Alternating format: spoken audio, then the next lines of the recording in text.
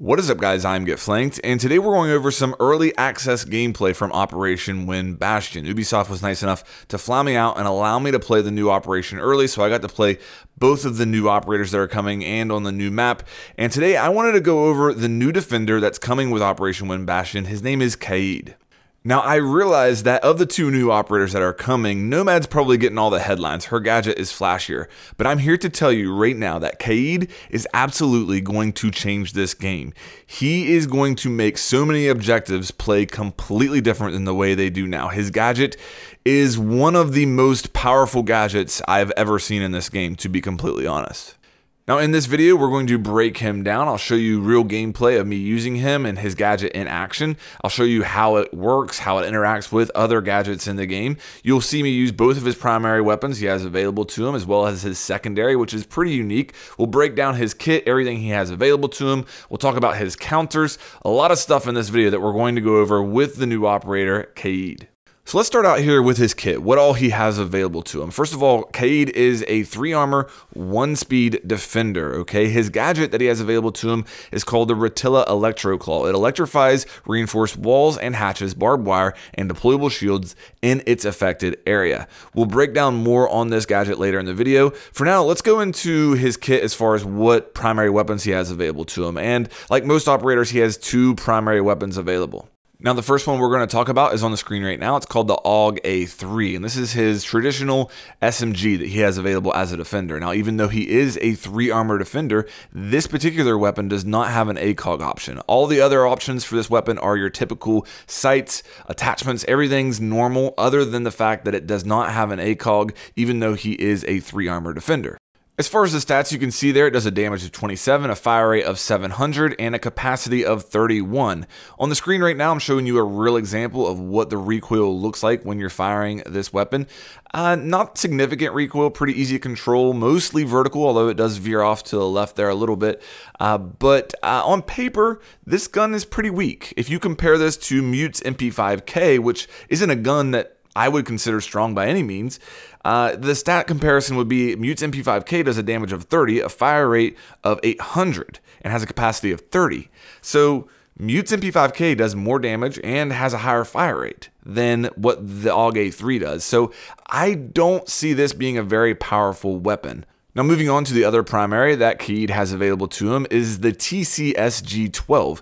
This is a semi-automatic shotgun that fires slugs. So this is not your typical shotgun. It does have destructive properties similar to a shotgun, not quite as good as your normal shotgun, but some destructive properties we'll show later in the video. But if you look at the stats here, look at that damage. It does a damage of 84, capacity of 10 there, and it's a semi-auto weapon, okay? It does have a lot of recoil that I'll show on the screen right now in a gunfight. You can see how much kick this has. This gun's more similar to a DMR than a shotgun, okay?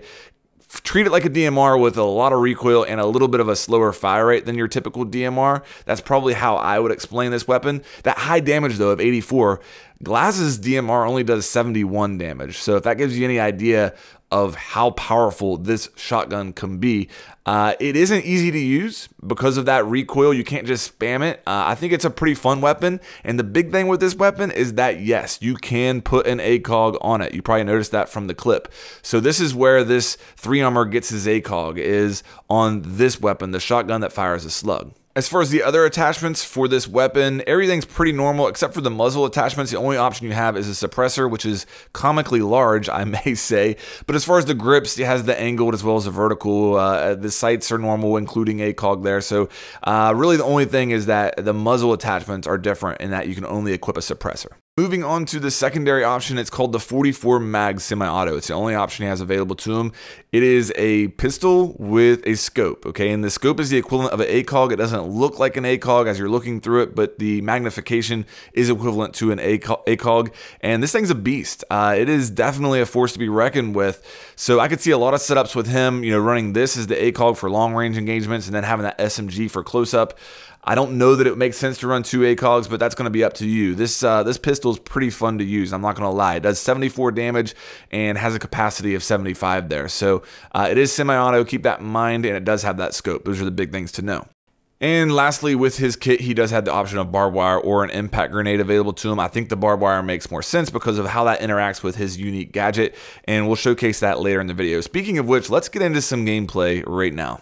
I'm just going to show an unedited clip of me using Kade. I'm going to be using his shotgun primary. You'll see his gadget in action. You'll see that weapon in action. Then we'll come back and talk a little bit more about him once this round is finished. Secure the bombs.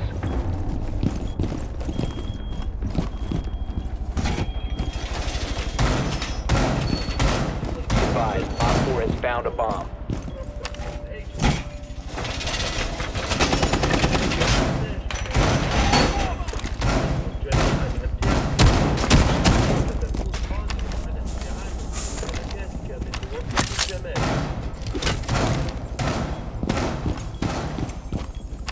Yeah, close on. Wall reinforced. 5 seconds. Op 4 has located a bomb. Get ready to engage.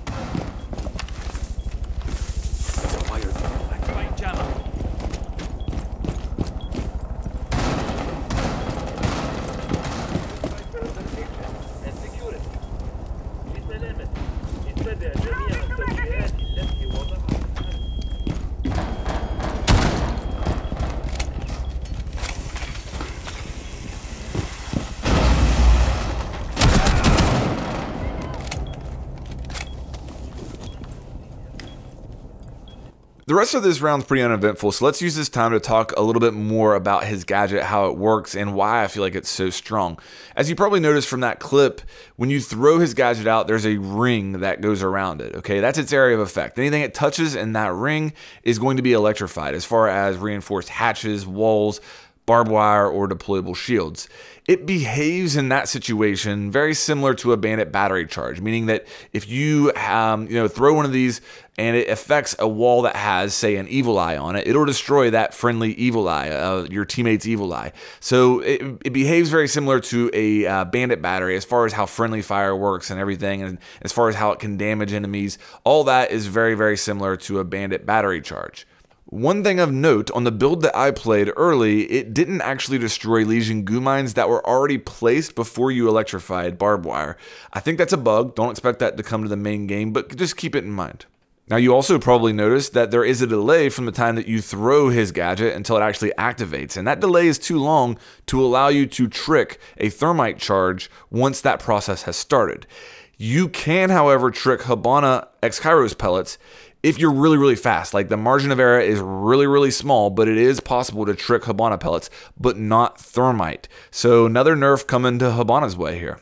Now, on the screen right now, I'm showing you how it interacts with the surface that you place it on. The area of effect follows the surface and the contours of it. So you can see here on Bank, with these hatches, they're kind of recessed. And when you place it on the side, that area of effect isn't wide enough to actually reach that hatch. So it'll take some getting used to find out where you have to place them in order to get everything that you're trying to go after. There's going to be a learning curve with this gadget, but the possibilities for it are absolutely endless. Now, obviously, the fact that he can throw his gadget, which he has 3 of, by the way, onto a hatch and electrify hatches changes the game. That's a big deal. But honestly, what I'm more impressed with, and what I think might end up being more powerful than anything when it comes to Kade, is the fact that he's going to be able to electrify barbed wire and make it very difficult for the enemies to actually get rid of that electrified barbed wire. Now, up to this point in the game's history, electrified barbed wire hasn't been anything that you've taken too seriously. Like, yeah, it's okay, but it's not really that powerful, because when you see it, you know the bandit battery charge is going to be right there on the floor in the middle of it, and you're going to be able to get rid of that pretty easy. But now, with Kade on the board, his charge could be to the left of the door, to the right of the door. It could be under the floor, actually, by the way this works. There's some really creative ways to use this. And I mean, it's going to make electrified barbed wire really strong, because think about what all electrified barbed wire can do. It can, first of all, deny drones very easily. It can be a really effective counter to a Twitch drone. If the Twitch drone can't get rid of or can't find that charge from Kade, then it's not going to be able to pass through that doorway. You could use it on drone holes to do the same thing.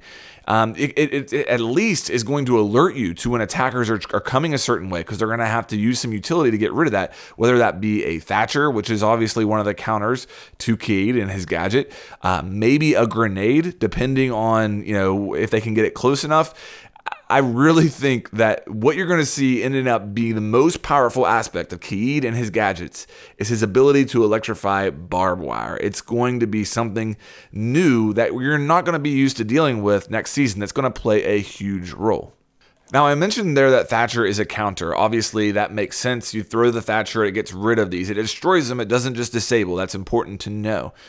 And a lot of people are saying right now that this is going to make Bandit useless. I disagree. This is going to complement Bandit, okay? And I think this is definitely stronger than Bandit's charges, but used in combination with Bandit is where I think you're going to be really strong. You're going to be able to completely reinforce a site, including the hatches, plus a couple of barbed wires, and that's going to make Thatcher have to choose where they want to go, okay? And that's going to make defenses really strong if they're using both a Bandit and a Kade in harmony and being creative with it. I think, yes, this is definitely stronger than Bandit. There's no denying that. But I do think that in a way, this will complement Bandit more than just, like, you know, take away from Bandit.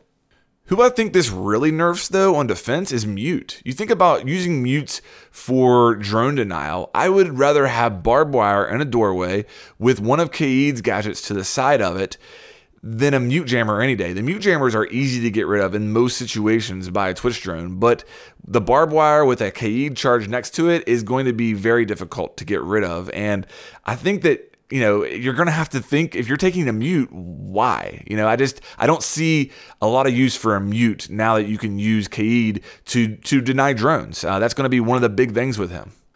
Another interesting interaction I want to talk about is Maverick. So this is not going to stop Maverick from placing holes. However, this is going to stop Maverick from replacing Thatcher, because the Maverick, unless they're teamed up with an IQ, isn't going to know where that Kade electrostatic claw or whatever they're calling it is. So Maverick's not just going to be able to put a hole at the bottom and then shoot out a bandit battery really easy.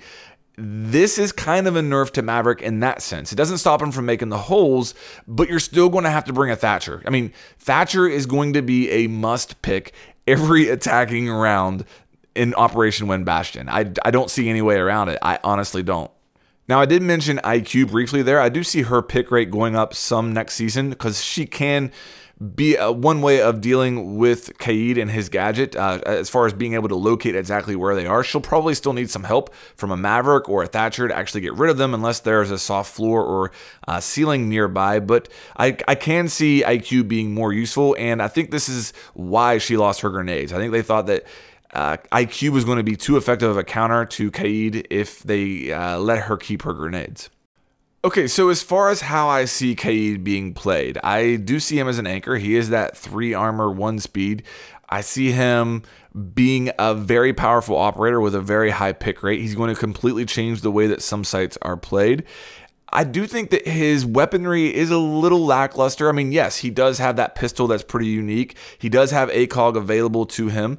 I do think that the fact that he can do some of the soft destruction that I'm showing on the screen right now, this is, you know, how his shotgun does soft destruction. He can destroy hatches. That's useful, yes, but that shotgun's not easy to use, okay? It does high damage, but a lot of recoil, a slower rate of fire, and that SMG, as I stated before, on paper, that SMG is pretty darn weak, okay? So I think that he's going to be balanced in the sense that he's not going to be like a huge fragger, but he is going to make any defense that he's on much more powerful as a whole by the way that he can fortify the defenses and make life pretty miserable for the attackers as far as trying to enter the site or drone denial. The big thing with him that I think that we'll see play out is going to be drone denial.